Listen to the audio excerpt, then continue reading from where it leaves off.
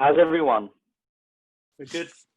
I'm good. Yeah, we're as busy as we were before COVID. We're back to where we were pretty much, which is good. Yeah. Um, And what's it like in the hospital, Zach? what, like my day to day, or COVID day to day? What? What, is there a new normal? Yeah, well, basically we just wear scrubs, a mask, and that's just like a normal N95, or even just like a surgical mask. And apart from that, we just clean everything down. We've got the, I seen you have one as well, like the little air sanitizer things. We get that every night. The whole hospital gets Right. sprayed down. Oh, fantastic. And then the cleaners are just going 100 miles an hour all the time, you know, basically. So is Moorfields Dubai purely private, or is it like state managed? You can see everyone within. So basically you've got Moorfields NHS and Moorfields private. You could almost think of them as like two companies with like the same umbrella name. Yeah. So obviously there's a private in London. It's completely private out here. Okay. So that's why whenever I moved from the NHS to the private, although like I still did have to do an interview and things like that, I wasn't really any more advantage coming from, you know, within Moorfields. Okay. You know, it's not like I can transfer across annual leave or, you know, whenever they held my job, it's basically like I was just taking a sabbatical anywhere. Right. Oh, it's interesting. It's quite nice what they do though. So they pump a lot of the profits from the private back into the NHS. So it's one of the like 4 trusts in the UK, NHS trust, that actually is in the plus at the end of the year. Yeah. Wow. Which is like unheard of for NHS. Yeah. But you have the one advantage is that all you do is eyes. Yeah. So it's very easy to specialize and do stuff. You know, the other trust where you're dealing with multiple specialities. Yeah. You know, it becomes tough. I know. Yeah. They yeah, but that goes to show we're so streamlined at it. That's why we do most of the other eye departments in the bigger hospitals, you know. Like Carmel, you'll know this as well. You know, like basically most of the London hospitals, apart from like Tommy and a few of the other ones like St. Peter's and stuff like that, they've got 32 outreach sites. Yeah. Yeah. I mean, it's not enough to say that. You know, when your patients say, "I've been to Moorfields," it's like, well, which one? Yeah. Here, actually, I was chatting the other day to Sarah, the head. So, how many optometrists do you reckon they have on paper? You mean on their payroll? Yeah. 150.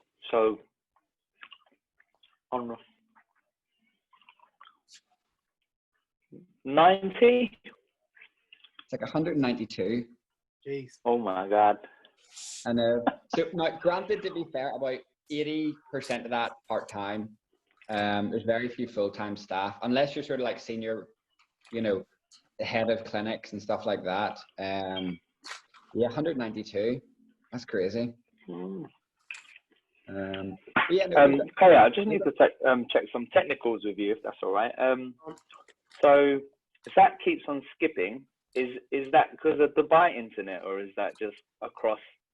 Is that just me? Is that just my internet? That's your internet. Okay. Because you're the one Dubai's got the best internet. Hi, Holly. You're the one who keeps pausing. Oh, really? Yeah. Oh my gosh. Sorry, guys. Hi, Holly. I'm very sorry. Hey, you're right. Hi, Holly Babu. How are you? Yeah, good. Good. Been busy today, but good. What clinics were you in? So I was doing VR post-ops this morning and diabetic this afternoon. That's pretty cool. What do you enjoy VR? Yeah, it's interesting. I've only been doing it for about 6 weeks, but it's good.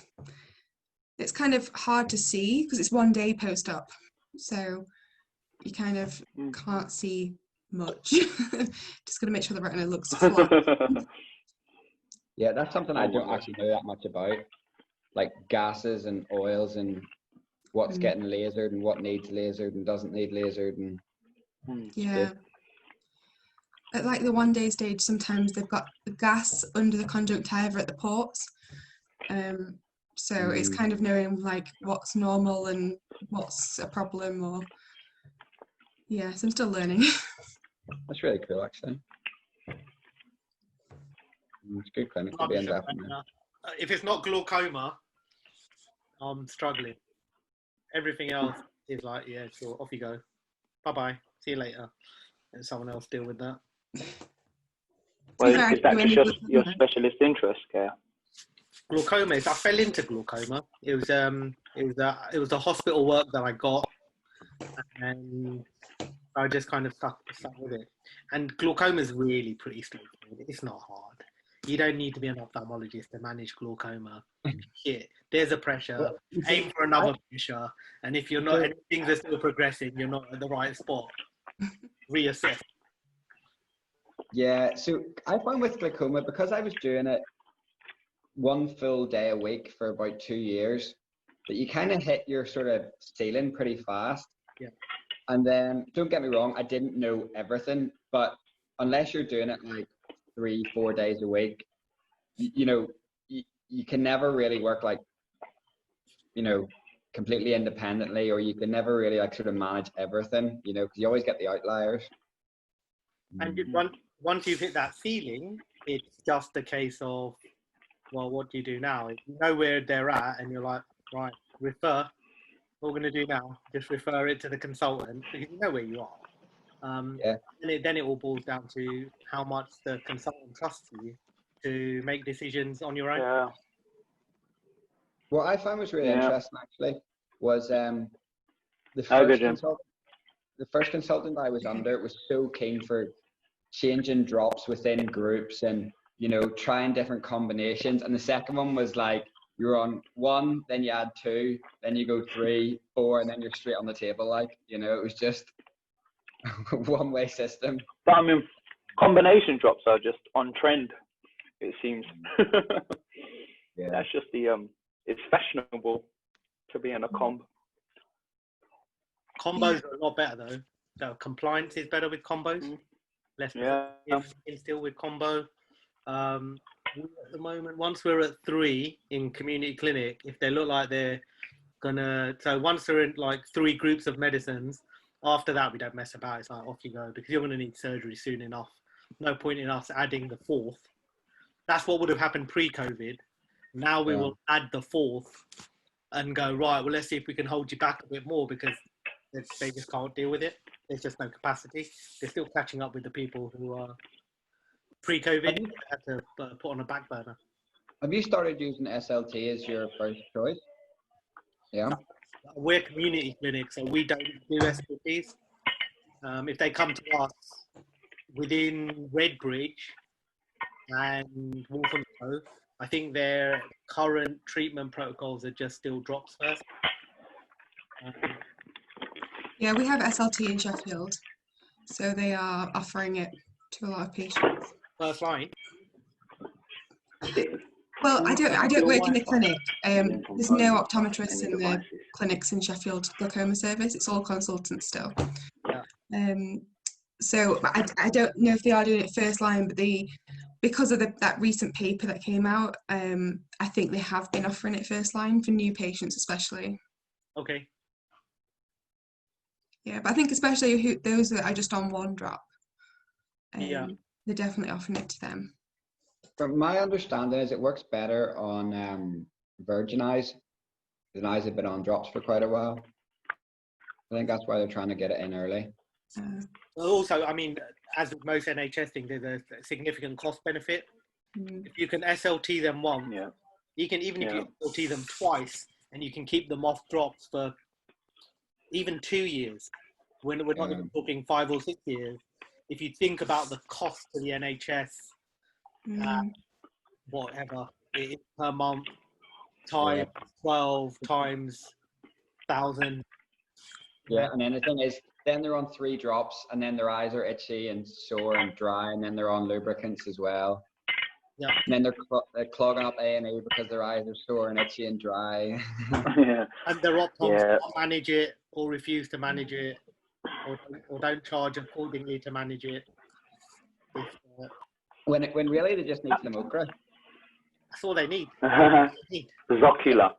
I was wondering, Zach, you know, working in Moorfields, Dubai, the private sector, you know, any patients that have been prescribed glaucoma drops, do they have a choice whether they have preservative free or not? Are they just given, you know, the best, most?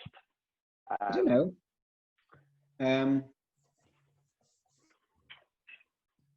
I don't actually know. I'll find out and let you know.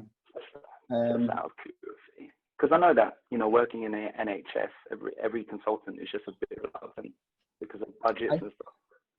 The thing is, we don't actually get a lot of the. Well, we know that it's the sort of Afro-Caribbeans that get it more aggressively, which again, population is quite low out here, and it's such a working age population as well. You know, like we're not seeing the like 60, 70-year-olds that you would get in the NHS. So I think we're doing a good bit of laser at the start. You know, if that can get them from 40 to 50 without needing drops, and then after that you can sort of tinker around with whatever you need. It's quite good. Our consultant, he does a lot of pediatric glaucoma out here, which is tough because the way the healthcare system works here is that everyone's private, so everyone goes and gets 3 opinions in 4 different countries before they actually end up landing at your clinic. So you get kids that have had like raging glaucoma for like 3-4 years, and then they come in expecting you to like do something about it. Oh my gosh. You know, like there was a kid the other day, I was in just watching the needling in surgery, and he'd had a trap in each eye somewhere else, maximum drops, 2 tubes, and then the tubes had scarred. So he was back in getting those needles, and it was like, you know, I was in just doing the ret just to check what the reflex was, and because the pressures were so high, his cornea was just white, like I could see no reflex. So How old?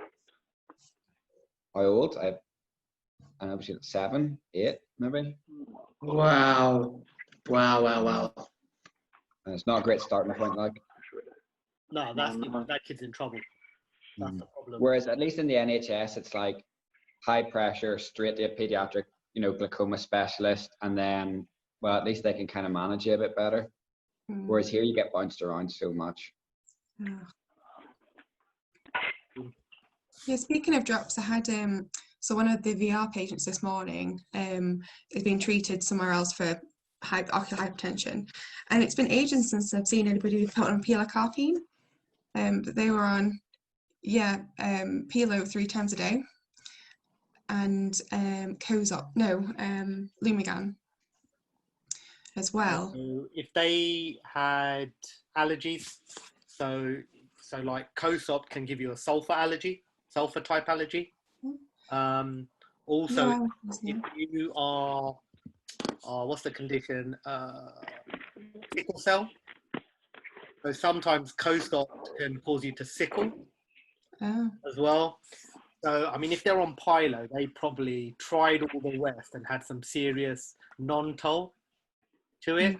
But the fact they're getting on with Lumigan is quite interesting, because that of the prostaglandin is the one that can really irritate.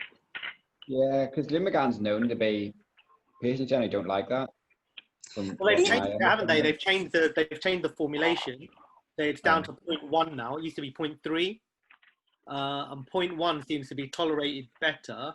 Weirdly, Lumigan preservative free is still 0.3. Yeah, after VR surgery, we'd given Cyclo, so obviously it's just like no point in the Pilo. So having very opposing drops. But yeah, I just thought it's interesting. It's been ages since I've seen anyone on that. I don't remember the last time I saw someone on Pilo. Yeah. Not for pressure management. I'm sure their depth of focus was class. No reading glasses for her. Pardon? No reading glasses for her. Reading glasses, yeah. I know she will. It was she's on PLO in the eye that she had the detachment. Okay. So yeah, but pressure was up today, like 45. Then you're heading to cyclo, right? I guess. Yeah, so she was on Midralate and Maxidex and I think chloramphenicol as well. Okay. Do you use Optos in many of your VR patients? They don't often take photos like with the big detachments. So because it's obviously consultant led, they'll just look and go, yeah, they need surgery. So unless they want to use it as a study or something, they won't take a photo. But yeah, we use Optos all the time. Otherwise, even like the diabetic clinics, if they've got like really dense cataracts or tiny pupils, they'll probably do an Optos as well. So yeah, fairly common. Which one have you got, Kaya? California. There's two more now. Beyond California, they've got Monaco and they've got Silverstone. So, Yeah. It's just named after racetracks, yeah? I think I'd assume so. Or it could be, well, Monaco's a state, California's a state. Just for some reason they've gone with Silverstone. Nah, it's definitely racetracks. Are they copying Tag? Huh? Are they going down Tag Heuer's Yeah. their watches after famous racetrack? You know, their rubberized sides they did were one of the worst designs I'd ever seen. This is going back to about 2004. They did a range and the sides were made of like pretty much like tire rubber, but like a very cheap version, and they disintegrated so quickly. It was unreal. And then when they re-released, like remodeled them, made them out of titanium, really good, like carbon fiber and all this business, they were really good. But I think their reputation took a bit of a hiding with that previous range. That was licensed out, right? Tag had licensed it out to a French company who was making it for them. It's like most of the significant brands are not making their own product.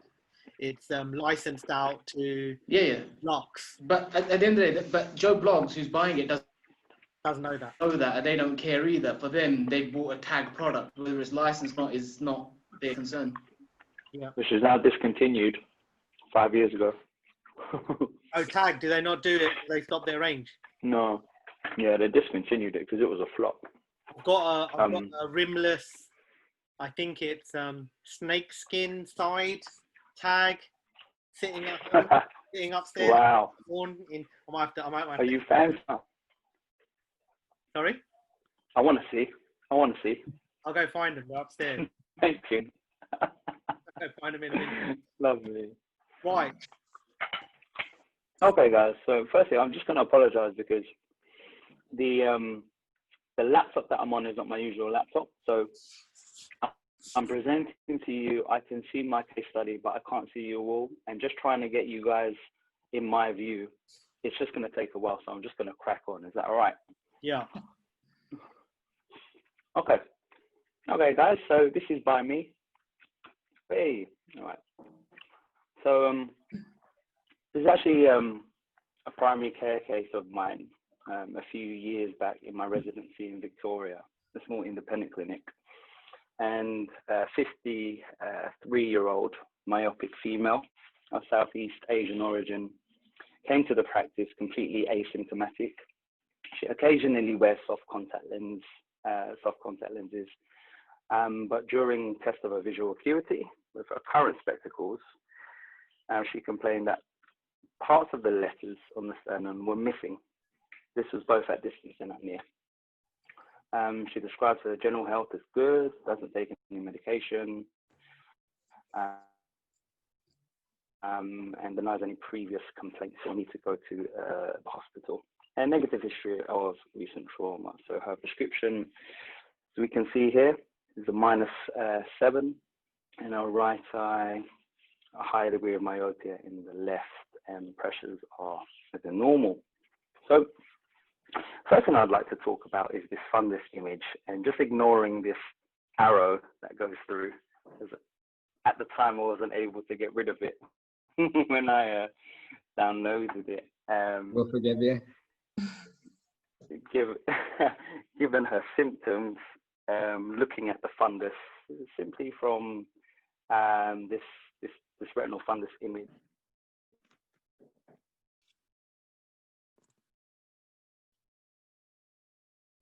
Is he frozen for anyone else? Yeah, I can't hear. How is this referee? Carmelo, you're frozen, buddy. Yeah. Am I moving now? Yes. I've got you. Yeah, I've got you. All right.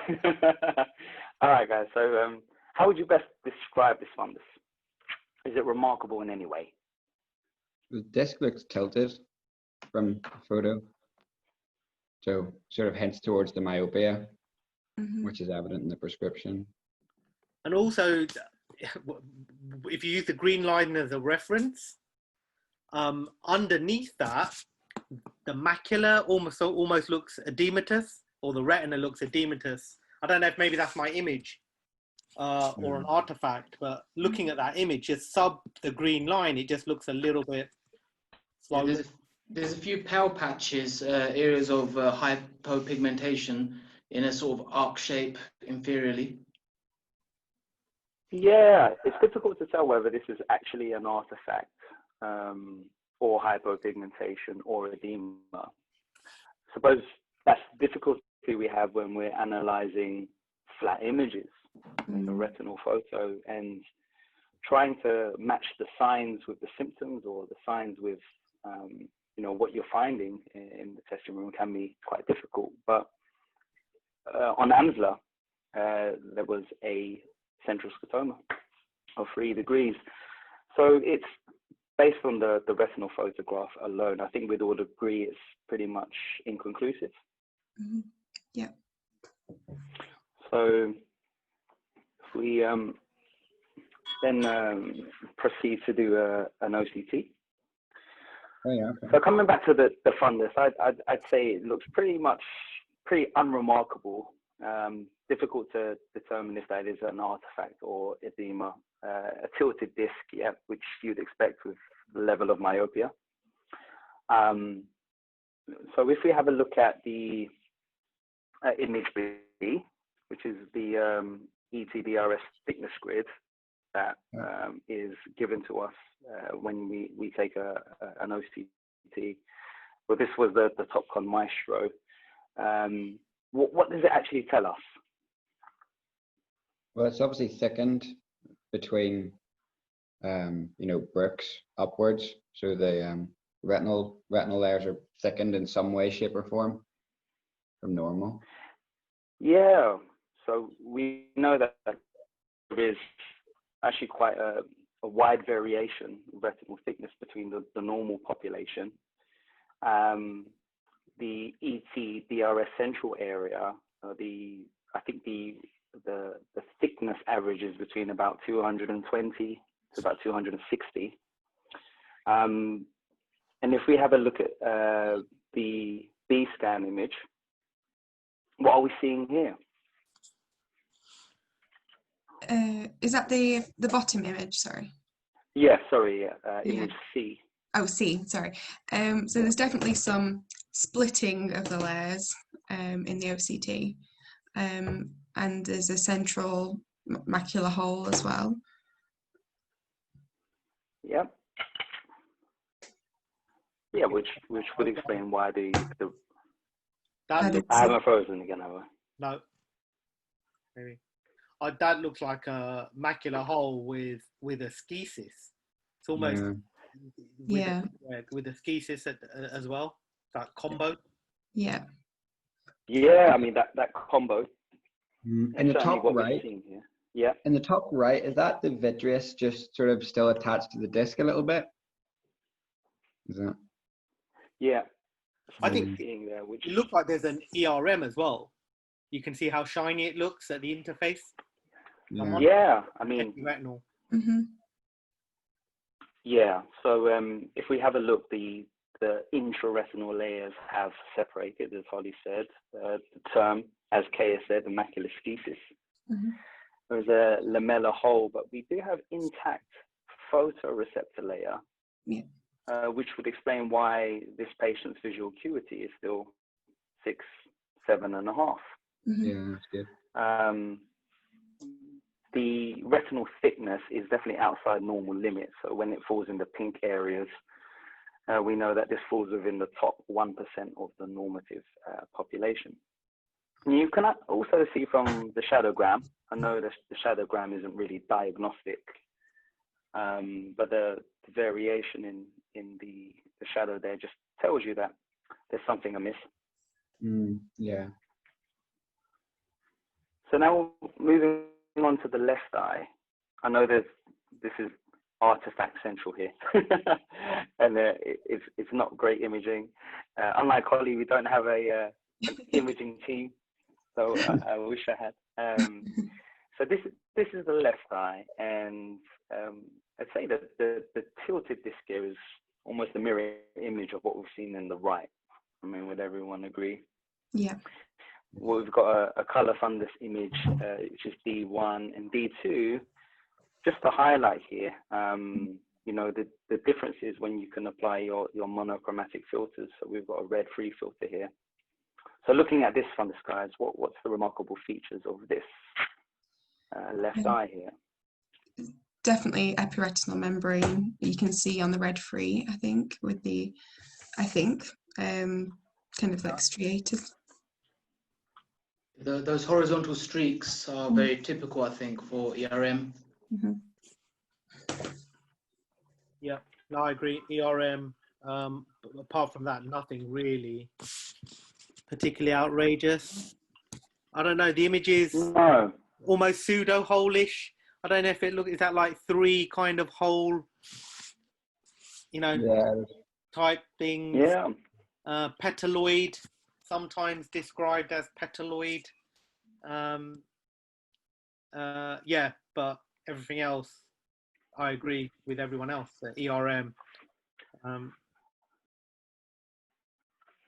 Yeah, so as we can come up with that kind of tentative diagnosis, although we can be quite sure, it just goes to highlight the deficiencies in analyzing a fundus image, really. So these sheet-like striations radiating between the papillary area towards the macula. So it's enhanced in its view with a red-free filter. So we take the OCT and it's confirmed, as we can see here. That's a nice image. Yeah. Yeah, decent image there. So guys, any comments here on this image? Is this a typical ERM that we're seeing? I think it's interesting you're seeing the shallowing of the foveal pit, where you can see the tension. That is an interesting bunching up on image E on the left-hand side on the B scan. See how that the top layer is really bunched up? That's a bit weird. Don't often see that.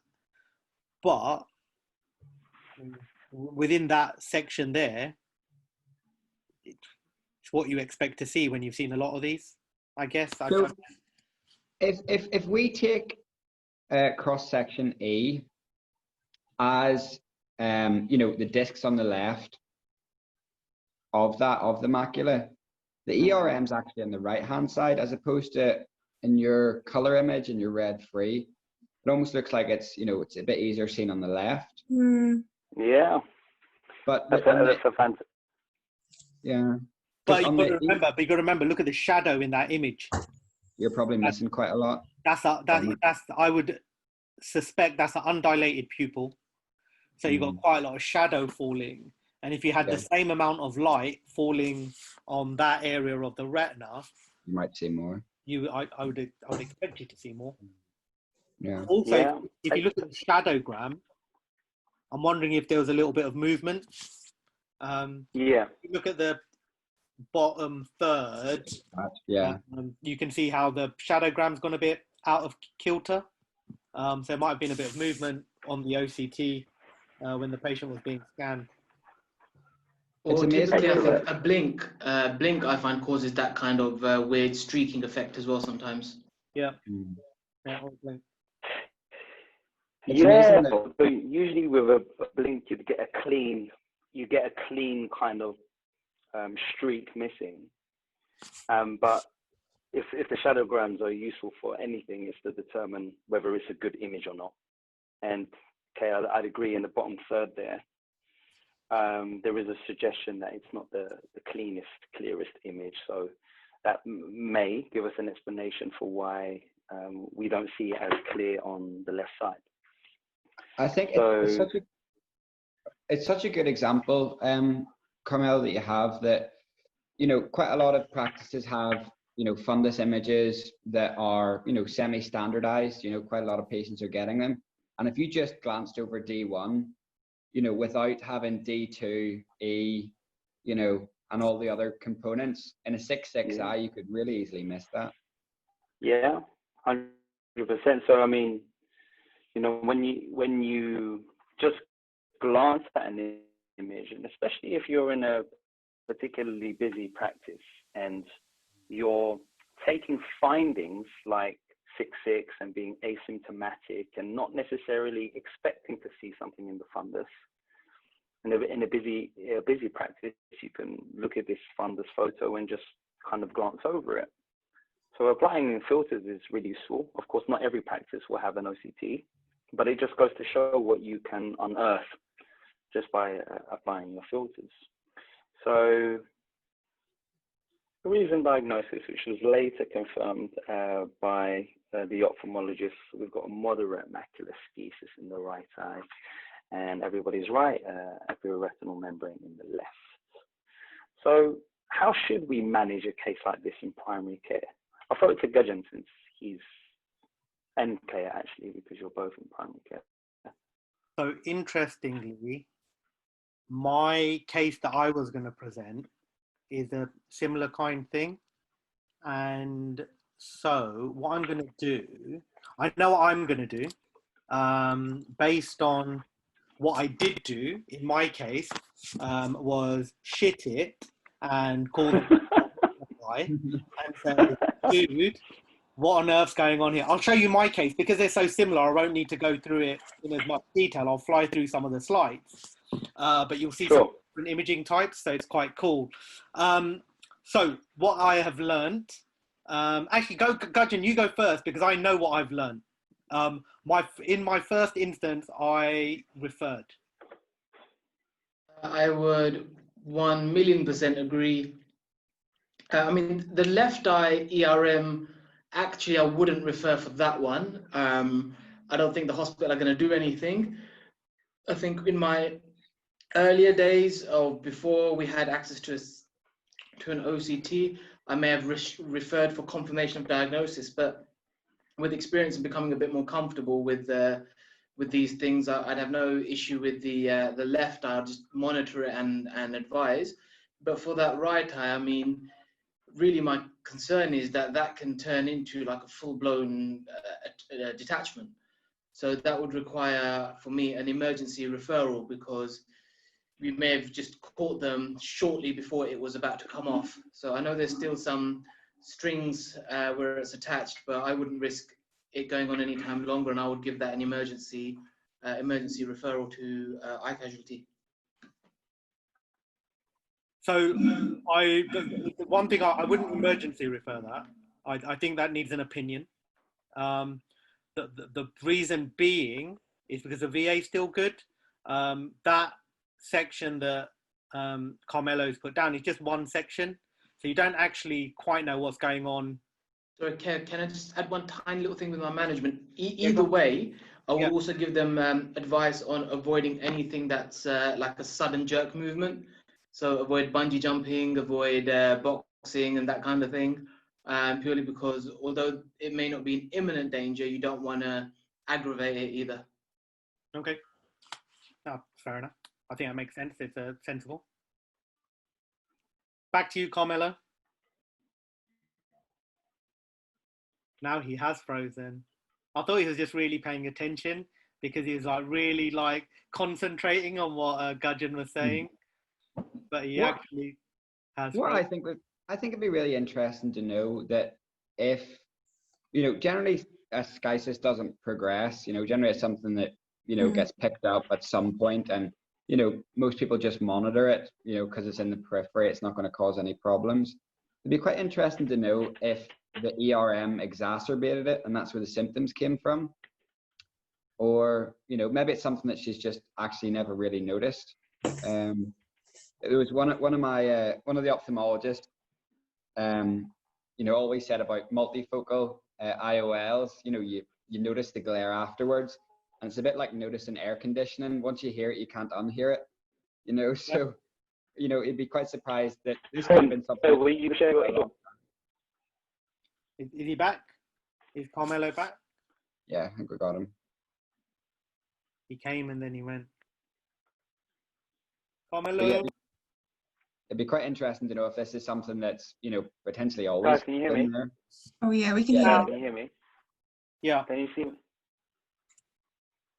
Okay, guys, then can you see my screen? Yes. Got it. Okay, fantastic. Sorry about that, guys. I'm not quite sure what's happening here.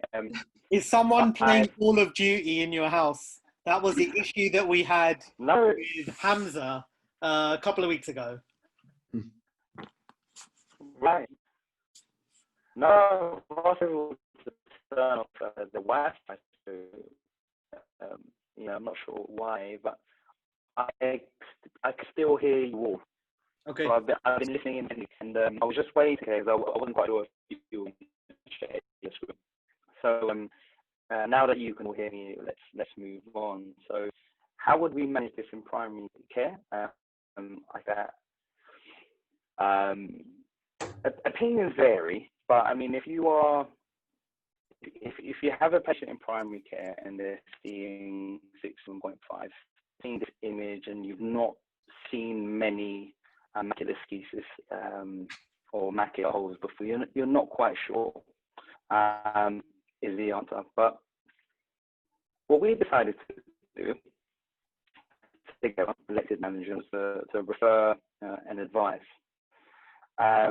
So this patient was seen privately. She was seen the same week, actually. So we referred her, included OCT reports, and given her an AMSLA for self-monitoring. Because we know how big this coma is, it's worth her self-monitoring. When she presented to the ophthalmologist, you can imagine they've done similar tests. And the ophthalmologist elected to monitor and advise. So the conservative approach was taken in the right eye. There's no indication to offer vitrectomy or gas tamponade, and advise of the possibility that the maculopathy will resolve, spontaneously resolve. So Kelly, I don't know if you received any feedback from your ophthalmologist. Yeah. There is a good chance of spontaneous resolution with macular schisis. Okay. I didn't know that with macular schisis. With when you've gone through yours, I'm going to fly through mine, and then we can compare notes, because what I did was I found a really nice paper from 2019 about lamellar holes, right, okay, and treatment options and stuff. So I'll fly through that. But essentially, my consultant, exactly the same thing, just monitor. Usually they'll spontaneously resolve. If it gets worse, we'll worry about it then. Was essentially the management. And because although there's the schisis as well, essentially it's a lamellar hole, isn't it, that we're seeing? With just a bit more traction.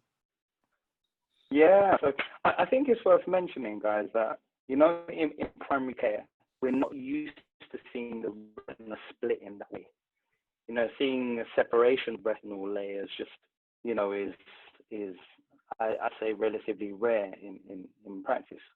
And I think initially, I thought of it like, when you get a bit of loose thread on your clothes, and then it just keeps going and going and going until you cut it off. So the kind of image of the retinal layer split macular, and then just continuing to split. you know, it can be, you can worry yourself. With the left eye, the conservative approach was taken again. So there wasn't really an indication to offer membrane peeling. A question for the hospital guys. What's the criteria? When does a surgeon decide to peel an ER? When it's causing visual symptoms. So let's say they're 6, 7.5, and they find that when they read there's a bit of ghosting. Are we talking about Probably more, yeah, significant distortion, possibly, because obviously there's always a risk doing the surgery, that you might cause a detachment or something like that. So I think it's not something that's done really lightly. It is a major surgery to go through as well. So I think if people came in saying that they're, you know, if they had a bit of ghosting but it was massively affecting their life, they might consider surgery. But if it was just some distortion, you know, that they just notice a small amount of, they probably would just watch it. But yeah, if it's kind of like very thick epiretinal membrane, it's causing a bit of a macular hole, or there's possibility of that, or, you know, causing a lot of distortion and visual disruption, then they would definitely consider surgery, I think. What about you, Zach? Yeah, so my understanding is that it actually needs to be thick enough to peel, is another part of it as well, because it's obviously like a cling film layer. If it's not thick enough or dense enough, you're only sort of peeling off small patches, as opposed to getting it in, you know, one swoop essentially, and then, you know, releasing the tension on the retina beneath. That was sort of my understanding, or what I was told, which is why they sort of wait until, you know, obviously the vision, taking other things into account as well. But I think that's one of the aspects that the surgeons look at. What do they rely on to measure it? Like, do they take an OCT and then use the caliper function to just measure how thick it actually is? No, I think it's more just sort of eyeballing it. You know, is there enough distortion there? Is it over a large enough area? Because my understanding is that, you know, it is something that can come back to a certain extent, you know, if it's not all removed. You know, a bit like a sort of YAG capsulotomy. It's something that sort of starts and then progresses, you know, where you're getting the Elshing's pearls and stuff like that. So it's almost better to wait until it's causing a problem, thick enough to do something about, than go in too soon and risk it sort of returning back.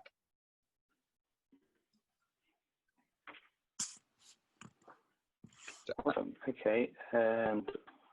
So I don't think there's a thickness cutoff, is my understanding, but, you know, not my area of expertise. I hadn't really heard much about the thickness part of it, but like I said, I suppose because I've only been working in VR for like about 6 weeks. You're an expert though. That makes you the expert. No. Holly, if you find out more about that in terms of I'll ask. Definitely. That would be really interesting to know. And what I'm going to try and do, I still have a really good relationship with my former residency, so I might pop into the clinic and see if any more OCT scans have been taken. Or maybe with the patient consent, to just find out a little bit more about what's happened. So, you know, if I get to those, and hopefully I can bring you guys back some more images. But that's it in terms of the presentation. This is a tune in next week moment. You know. One thing I would say is that I don't think for epiretinal surgeries they tend to put a gas tamponade, because there's nothing necessarily that they need to posture for. So I think it tends to be more that they'll do the vitrectomy and then air during the surgery. But I don't think it's gas that they would put in. All right, so that's actually really, really weird, because that's what I was going to talk about. That's what my talk was going to be about. something similar. So let me load it, but we'll fly through it because a lot of it's similar type stuff. So there you go, share screen. Sorry, okay. That's right, man. No problem. Hit play. That is a sassy emoji or whatever it's called. Thank you very much. So yeah, there's bit of self promotion in there. Who's that? Who's that guy? And go. That's me. Who's that guy? Weirdly, that you asked, that is me. Full set of letters. And there's my current role. Alphabet. In terms You of, know, in Tompkins' Night and Son, are you their son? no. So Night and Son no longer have anything to do with the business. So Night and Son are actually retired. Tompkins joined after, and so then it became Tompkins Night and Son. Are you? Is Brian Tompkins contractually tied to this name? Probably. I have no idea. We've never discussed it. We've never discussed it. But it keeps bringing the punters in, so it's staying in the title for a long time. So interesting enough. Again, British female of Indian heritage. Okay, I didn't know after we had that whole discussion about labeling and race and stuff. I had really sat down and had to think about how I described the patient. So this is a family member, basically came and actually saw my colleague, and with the only complaint of driving at night wasn't particularly great. Everything else was fine. Refraction 075, 025, little bit poor on the accommodation. She's a solicitor, and therefore we put her into anti-fatigue. So we then did fundus. And you're probably thinking this is boring. So you hadn't seen all this before, so right? So I've thrown in the GIFs to make it interesting. Oh, wow. So this was the right eye. Go on. Did she not see you because you refused to test family members? Well, yeah, I refused to see family members, so she went and saw Brian instead, which is fine. Which is the best way to be. Best way to. So this is an optomap. This is a Optos image of the right eye. For those of you who don't do much Optos work, that's essentially what they look like, and I'm sure you agree it looks pretty normal. There's a little bit of white without pressure in this region down here, which I've labelled, but apart from that, that looks pretty boring. Everything from the eyelashes backwards. Yeah. Does it all. It's all in one scan. Amazing. It's amazing. Okay, would you mind just going back to the previous image, and are you able to zoom in? Probably not. I've not zoomed in. Okay. No. Just a question about white without pressure then. Yeah. When you're kind of observing it this way using the Optos. Yeah. I mean, with the white without pressure, do you start to lose the color of the vessels? Is that how you know it's white without pressure as opposed to just a variation in color and pigmentation?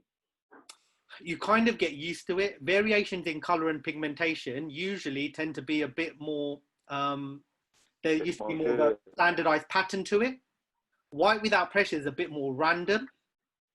And rather than being radial, I would say it tends to be more circumferential in general.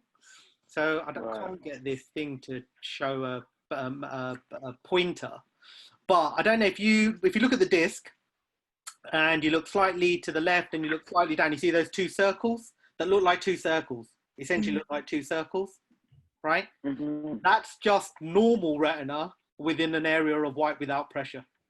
All it is on the inferior arcade. That's it. Yeah. That's normal retina. There's nothing wrong with there. And all white without pressure is just a strong vitreous interface. That's all it is. So the reason it's called white without pressure is because it tends to look white. There is something else that's out there, which I didn't know about for a long time, called black without pressure. And sometimes you'll see that on Optos as well, where you'll just see an area of literally looks darker, and it's known as black without pressure. It's just what it is. That's quite easy to miss that on the Optos image because they can look quite strange, the images, can't they, and come out of all different sort of colours to normal and things. So I think, like, personally, I would have probably just like glanced at that and gone, oh yeah, it's fine. Yeah, and this patient was 6'6", right? So you're like, corrected, 6'6", what are we worried about? Let's just move on, let's fly on. 36-year-old, what do we need to do? White without pressure, there we go. Left eye fine. Care, whenever you started using your Optos, how long did it take you to get used to, you know, actually seeing that much? And because you're seeing more, you're going to pick up more pathology. Yeah. Did it take you a while to adjust to it? I think it's like all tech. It's like all tech. 1 minute. Look, I just got to pause everyone. My son is itching to come and say hello. So I've got to come in, let him say hello, then I'll kick Come on, him. Yes, the Kieran. Come here. Come on, son. Yeah. Yeah. Yeah. Hurry up. I've got a time limit. Go to bed. Hey, Hurry up. everyone. Hello. Hi, Yoshi. Hello. Okay, now you can go back to bed. Okay, thank you. Can you say white without pressure? I think that's my role. Good. Go to bed. Alright, okay, there we go. We're still talking. Right. Is there mini you? Don't say that. That's going to be trouble for me later in life. So yeah, we've got through that. Left eye fine, looks like essentially normal. To answer your question, Zach, it's like all new tech. You get it. You kind of, the more you see, the more you get used to it. So I was really lucky. So when Optos released their first machine back in the early noughties, I happened to be in a practice that had one of their first machines. And because it had it, I've been looking at them for years. And so weirdly enough, when I look at that, all I see is normal now. I don't see abnormal. Do you know what I mean? It's like when you look at a macular scan and you're like, and you just fly through it. But that's sometimes where you have to be a bit careful with complacency, where you're kind of so used to skimming through it that you don't notice it. But it's the 3 layers that really throws you. It's because it uses the different lasers and then gives you that compound effect. They do have a button now that kind of normalizes it, but even that looks a little bit weird. You get used to it. You just get used to it is the short answer. And then the more you see, I mean, there's a couple of good Facebook forums for Optos. If you don't know what you're seeing, post it on there, anonymize it, and some smarty pants will go, that is, within about 5 minutes. It's pretty good. It's pretty good. So we moved on. Any ideas where this is going? And another funny GIF, because this is what I imagined everyone would be like at this point. And then that comes up on the OCT. And you're sitting there thinking, well, hey, that doesn't make sense. So, and wow, not quite as impressive as Carmelo's, but definitive lamella hole, right? And if you saw that, you'd be, well, I thought, because I literally called the consultant or emailed the consultant, and I'm not used to retina, so I looked at that and thought, well, that's not good. That can't be, right? And they've got lamella hole, but she was 6'6". She's 6'6". So then another thing, what are you going to do? We've had this. I did what I did. So luckily, I have a really good relationship with a local retina consultant. So we just pinged him an email, sent me the images, and come see me privately, and we'll have a quick look. So we had a look. That's just some images and stuff. You guys know all this. It's just a case of 2 alligators fighting. 2 alligators fighting. I did not even think about that. That was actually very good. Alligators if my son had drawn with some weird. So there we go. What did I do? So this is quite good. So we sent him to the consultant. Consultant said, just watch it, right? You don't need to do anything. If it gets worse, we'll deal with it. So the bottom is 2016. And the top is 2018. And you can see it's just started as the traction started to resolve. As you started to break the traction from the ERM, the retina's just started to fall back into place. So I think if I did this correctly, you guys should be seeing a video, and you will see it just moving, and you will see how it is sort of repaired itself. And then I go back a little bit. And the vision's always been 6/6, Care? Vision's been fantastic, mate. Absolutely fantastic. Would never have guessed, based on visions alone, that that was sitting there.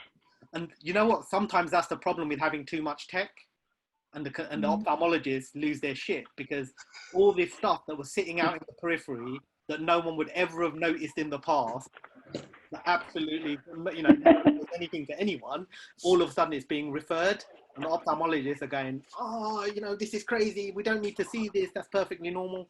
But you don't see it, you don't know it, and you brick it. I bricked it, you know. Well, yeah, with all the OCTs getting rolled out into high street practice, there's definitely going to be a steep learning curve over the next, you know, we're probably on the cusp of it anyway, but definitely over the next few years. And but the thing is, are people going to learn? Or are, you know, if hospitals don't give feedback, they're not going to learn. And, you know, it's hard enough getting people to go on to things like IP. They go on courses like where? Sorry, did you say something, Gudgeon? Is Gudgeon still there? I'm still here, guys. I'm avidly listening. Okay, all right. So, you know, unless you make the effort to go out and learn this stuff, you won't. You'll just be see it, refer it, see it, refer it. But so this was quite a good one, because like I said, I kind of freaked out about it. And obviously now what's happened here. There we go. Right. So it was a lamellar hole. And I found this paper, 2019, which I have heavily borrowed from. And is it going to load up? So first described by Gass in 75. And that's International Vitreomacular Traction Study Group classification of it. But I've just highlighted the important bits. A partial thickness defect of the retina separating between outer and inner layers, persistence of foveal photoreceptor layer. So gold standard is the OCT, according to this study, and I would say according to anyone now. I think if any layman would know, if you want to look at a macula, if you're not looking at it with an OCT, you're behind the curve. So there are two types of lamellar hole. So you've got this conventional ERM, with an intact ellipsoid layer. And then I think what Carmelo showed us was that type 2, which is quite interesting, which is that degenerative, which has like a schisis-like configuration. And I would say that the one you showed us was definitely schisis-like. Yeah. So I wasn't even aware that they had two types of lamellar hole. So these guys have broken it down into tractional and degenerative. And then you've got your different differential diagnoses. So I borrowed these images actually. So you've got your two different differentials there when you see it. You've got, and these are from Don. So I'm going to remind me to tag him when I do this. So Don Williams, who's at the Edgbaston Eye Clinic. So on your left, you've got a pseudo hole. And on the right, you've got a full thickness hole. Okay. And you know, you could easily confuse them, but the management is really different. So it's kind of important to understand the differences. And these images were taken on a Heidelberg, on what's it called? Spectralis, that's it. Yeah. So pseudo hole is essentially where the ERM is so thick and it's clear around the macula that you get perception of a hole. But it's actually not. You can see in that image there, the retina itself is actually intact, a little bit distorted, slightly warped, I would say, but normal. That, you know, that you'd expect their vision to be pretty good. And yeah, I mean, we've lost the foveal pit, but it's, the retina is just being drawn up, isn't it? Yeah, by the traction. But that really thick ERM gives that perception of a hole. And then macular hole, full thickness hole, you can see where the photoreceptor layers up. And actually, I didn't realize this earlier, you can actually see where you've got that ping of tissue stuck to the vitreous to the hyaloid membrane, yeah. And so they're the differentials that you want to be aware of, because you're going to do different things for them. So essentially, most patients affected by lamellar macular holes remain stable, and there is a small chance that they will develop to a full thickness macular hole. Their findings essentially were there's no agreement. Oh, nice, Liverpool have just scored. Watching it in the background, sorry guys. No agreement on surgical management. Most said that it would be a pars plane of vitrectomy with ERM and inner limiting membrane peel. Oh, that was a rocket. That really was a rocket. And the goal is to re-establish a typical foveal profile. But the key one is that last one is, and it's what Holly mentioned. There are not inconsiderable risks in having surgery. So I think most surgeons, particularly in the UK, NHS-based surgeons are going to be cautious and conservative with their management. I don't think anyone's going to die unless it's awful. No one's going to dive in, is my opinion. So these are the lessons that we learn. And so appearances can be deceiving. So you've got to know the difference. Lamellar holes can be safely watched. And if you're not sure, get another opinion. No harm in doing that. Okay. Build relationships with local ophthalmologists because it really makes a difference. Buy an OCT, learn how to use it, charge appropriately.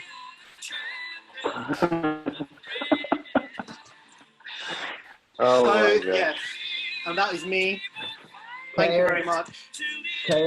And I will get rid of that, and I will stop that. I'll stop Carmelo's ears burning from hearing. Back on our perch, Carmelo. On our perch. I think the best thing about Liverpool winning the league, the nicest thing is that Liverpool fans don't keep going on about it. I think that's the best thing about it.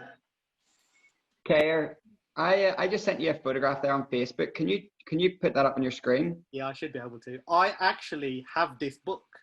It's a it's really good. Excellent book. It's something I recommend to all the pre-regs. It's Thea make it. It's Thea and Zeiss got together. You can download it free. It's OCT and Retina. It's called. Give me 2 secs, Zach. Let me just share this. It's a free PDF to download. Obviously, if you can get the hardback from Haslin, a Thea rep, it's definitely worth having. But a lot of my friends in high street practice that were anxious or nervous about getting an OCT, it's perfect because it goes through the normal retina layers, and then it shows you case by case, both fundus photograph, OCT, and then a little bit about each disease, and it's really not overwhelming. It sort of skips over the important parts, and it's good, really good. Oh, I'm just waiting for it to send across. It's just being a bit funny. Sorry. I might be able to do it this way.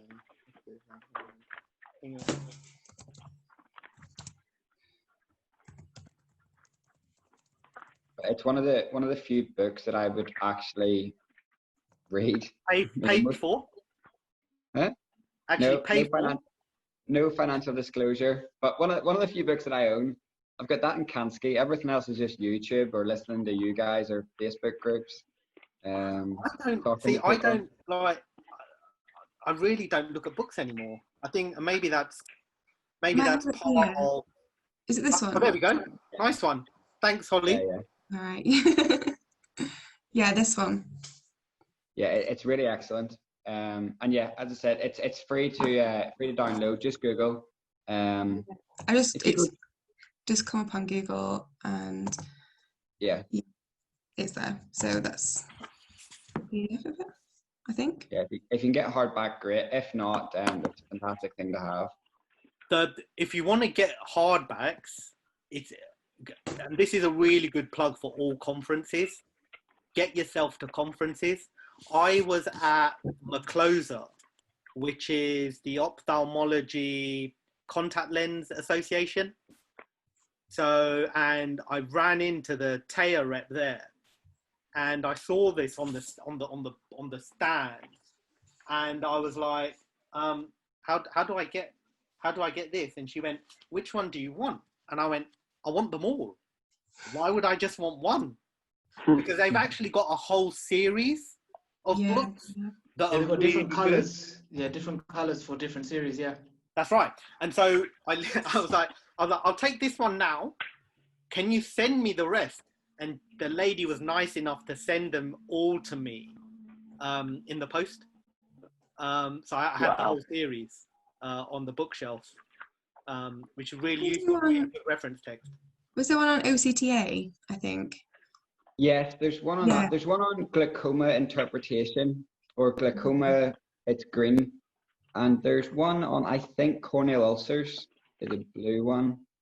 But honestly, if you can get them all, they're excellent. I find the OCT one probably the most useful just to have in clinic. Or I've got the PDF on my tablet as well. But yeah, really, really useful to have. That's really good. There are some textbooks that you just want, particularly the basics. I think if you're picking up any new skill set, it's really good to have a book about the basics, because the basics theoretically should never change, right? Your ABCs are your ABCs. When you start getting into the more complicated stuff, I think it's hard to buy textbooks because they don't keep up. You know, the other thing, it's meant to be 15 years between research papers and published books, they reckon, is on average. So, you know, if you're really up to date, you should be reading papers. But the basics on whatever you're doing, OCT, gonioscopy, you know, corneal ulcers, things like that, you can pick up some good books. Or I think that there's a thing that to be said for. Are you guys familiar with a concept called the half-life of scientific truth? No. So there's a statistic where like a certain amount of things that are accepted as scientific truth after a certain amount of years will no longer be true. So because new research will be done, things will be done to debunk things that are commonly thought of. So through no fault of perhaps the writers of these books, some of the information just becomes completely obsolete and inaccurate after a certain point. So yes, it's called, I think it's called the half-life of it. It's something I learned from QI. So, you know, it's, because they went back, they took QI and they looked through the previous, I don't know, 10 series, and then they researched certain things that were true at the time, and they said, yeah, and a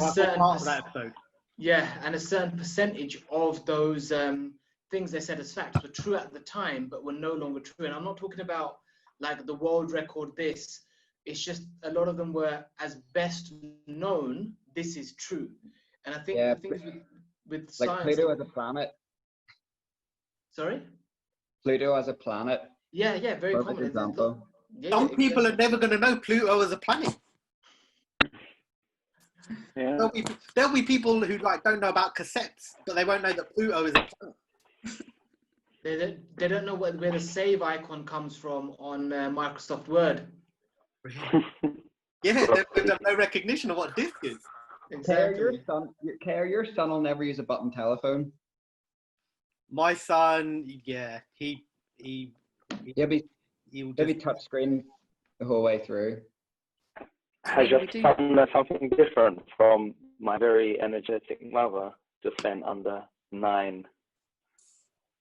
Full stop. Blank. Do you know that one, right? Everybody knows that. Mine was my very educated mother just sent us 9 presents. Okay. Just sent us nothing. There you go. There's no fee. Just nothing. I'm lost. Am I the only one who's lost? Did I miss something? No, It's the planets. How do you remember the names of the planets? I don't, because it's like most of my optometry information. If I'm not using it, I've shelved it, and when I need to look it up again, I go online. So I didn't realise that was a way of learning how to do planets. Yeah. When Richard of York, when we were taught. There you go. When I was taught, you learnt it, and if you didn't learn it, you get a smack. There was none of this, let's make it easy for you by giving you nice sentences. that's homeschooling for you, isn't it, Kale? That's how my son's learning. All those bangs to the head, Kate. That's why you can't remember all the planets. Weirdly enough, I do remember the cranial nerves one. I'm going to have to go. Everyone knows the cranial nerves one, right? I don't know. Oh, that's the one. Gudgeon knows. Gudgeon knows it. And Gudgeon knows that he can't teach it anymore because unless you're really certain that your audience is kind of chilled out about that kind of stuff, yeah, that's got a complaint written all over it. But at the time when we'll put it in our group message later, Holly. And you can read it and go. I want this episode to be R-rated. R-rated is one thing. Having like, you know, Operation U-Tree knock on my door is something very different. I'm starting to think that your mnemonic is quite different to the one that I know. Let's just leave it at that. Why don't you say your mnemonic? Do you know the funny thing is, honest truth, I only remember the first three. Sure. No, genuinely, I am being hand on heart sincere. I only remember the first three because it's just the three letters. I don't actually remember the others.